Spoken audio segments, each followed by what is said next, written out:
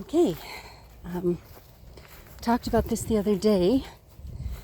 I am doing something different. It's the beginning of July, so if I assume July, August, September, I still have 90 days. If I assume October, I have 120 days, and in this area, the average first frost date is November 1st. So I think I've got plenty of time. Now, I normally don't start things in the heat of the summer, which anybody who has gardened understands that. But had an accident, and the hedgerow is no longer, the stuff that I had planted is gone. So I dug a trench. This is started here, back there in that corner. This is the pear tree that is no longer. Right there. That's all that's left of it. I'm hoping that it'll recover and that something will come up from the root, but we don't know. And that's the aronia that survived. Anyway, so here is our trench. I dug a trench with a hoe just a couple of inches deep. Probably not even that once the settling and so on, but yesterday I filled it with water. This morning I filled it with water again. And then I put in a mixture of green beans, corn, and various types of squash. These were just things that I had extra seeds for. Filled it in and watered from the top. Now, even though I'm living now in a wetter area, I am working on drought tolerance. From my perspective, and this is just me, okay? From my perspective, no matter where you live, unless you're in the high desert or something of that kind, you should not need to water. The problem is that the plants have grown for generation after generation after generation, being babied and being watered when they didn't necessarily need it. So that's what they've got, that's what they're used to, is lots and lots and lots of water.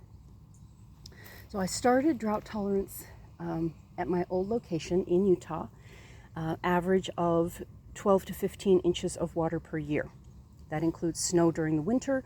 We generally did not get any water between the end of May and the beginning of September. So end of May to beginning of September was our growing season. And I grew, or tried to grow, a lot of things with zero or low water. Some things, I did the regular garden, the main garden normally, watered that. But outside of that, I was working on drought tolerance with all of the plants. And these beans, some of the squash, were used to that. They were used to not getting additional water. They were under deep wood chips, and that's all the water that they got. So the goal here is that I take these plants, corn, squash, and beans, and I'm just going to let them grow. I'm not going to water them at all. If they get rain, so be it, but I am not going to water them. They need to survive and thrive on the water that they can get from their new environment. So that is what I have done. I will do follow-ups, of course, during the year, but right now, popcorn, moscata squash, peppos, and winter squash all intermixed. No, the peppos, the winter squash, and the moscatas will probably not cross.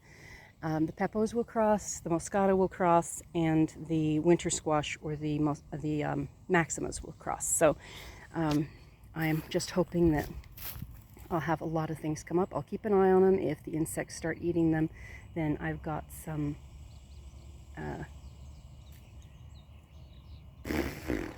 diatomaceous earth, however that's pronounced. And I will try to make sure that as many of them survive as possible. I only want to work on one item at a time, specifically at the beginning. They need to be used to this soil and they need to be used to the water. So I'm not going to make a big deal about letting the bugs eat them all this first year. Next year, whatever comes up, I will keep seeds from. And next year, when I do my gardens, especially gardens out at the boundaries like this, I will not be watering them. So this will be our first generation here in Kansas. Talk to you later.